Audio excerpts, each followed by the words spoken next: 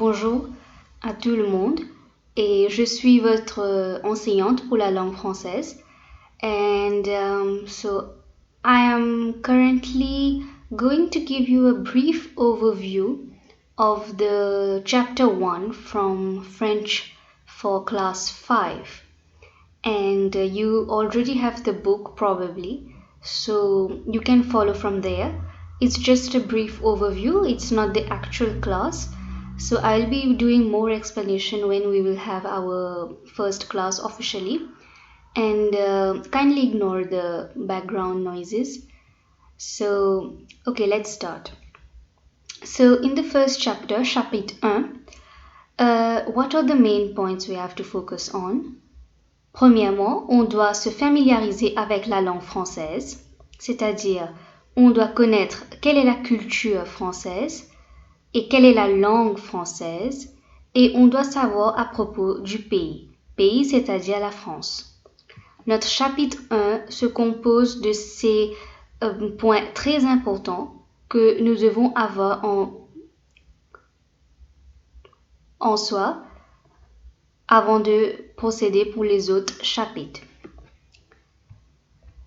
La France est un pays d'Europe. Ça, I'm sure everybody knows. France is a country found in the continent Europe. La France est entourée par la mer Méditerranée et la Manche. France is surrounded by Mediterranean Sea and the English Channel.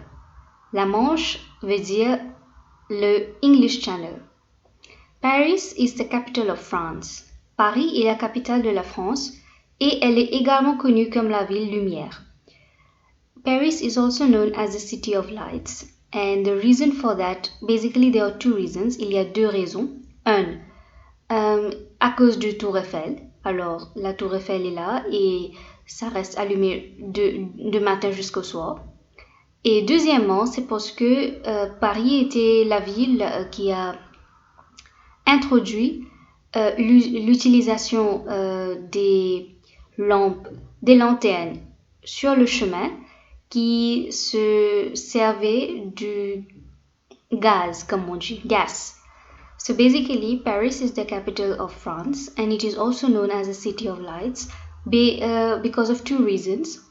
The first reason is because of the Eiffel Tower. The city is always full of lights and full of enjoyment and fun. And the second reason is also because traditionally in history, the first street lights, lanterns that we call, that were introduced in France used gas. So because of that, it used to stay on throughout the day. Therefore, Paris came to be known as la ville de la lumière, that is, city of lights. Moving forward, la France est bien connue pour ses musées, exemple Notre-Dame, le Louvre, ses vins, ses fromages et ses produits de boulangerie et de pâtisserie.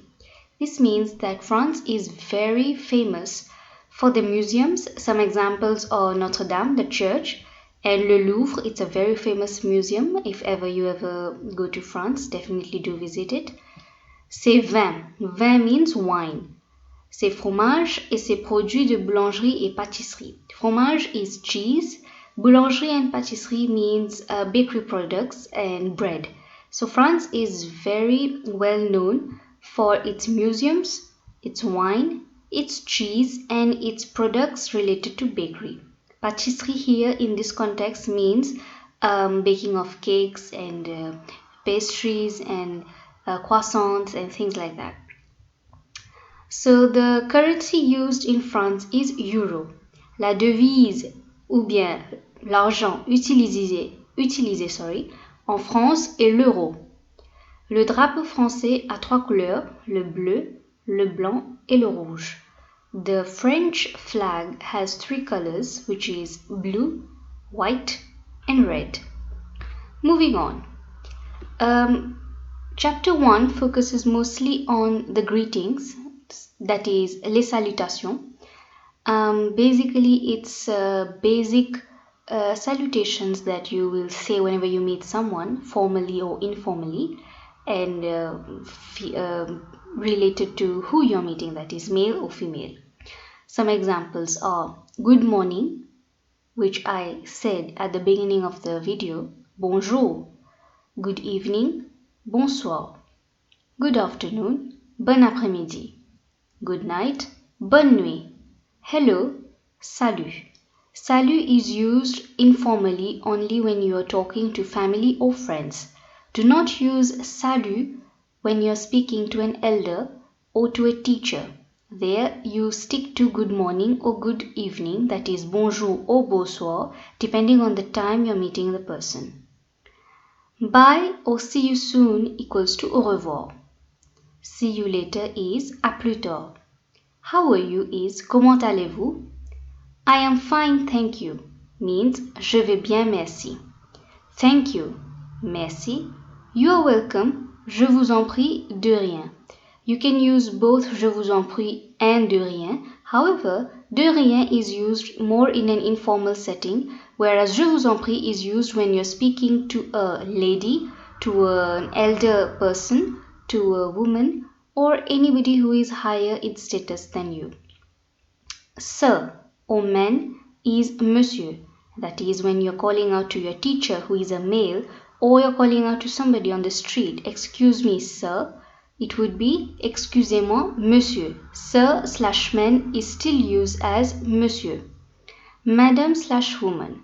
Madam we will say madame, like excuse me Mrs. for married woman. Mademoiselle, miss for an unmarried woman or a girl. La dame, when you're referring to a particular person, a particular woman, you would say la dame. Nice to meet you. Ravi de vous rencontrer. This is used for informal settings when you're speaking to an elder person. Enchanté de faire votre connaissance is also used. You can use both informal and informal settings. Now you focus on this E in both brackets. We will talk more about this when we have our first class. I will be explaining to you why we have an E in the bracket. So this is a brief overview of the chapter 1. Alors c'est ça, le chapitre 1.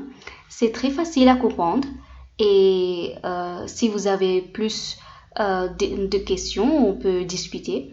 Et je vous donnerai toutes les informations et je vous ferai savoir toutes les choses que vous avez besoin pour ce chapitre et les chapitres qui suivront. Et j'aimerais bien que vous soyez des élèves très attentifs et que vous appreniez la langue française et que vous pouvez parler avec quelqu'un, communiquer avec quelqu'un, quelqu'une dans le futur en français, dans la France ou bien en votre propre pays ou quelque chose et que ça vous sert très beaucoup. Alors, merci pour votre attention et je finis cette vidéo ici même et j'espère vous rencontrer dans ma classe de français. Merci, au revoir.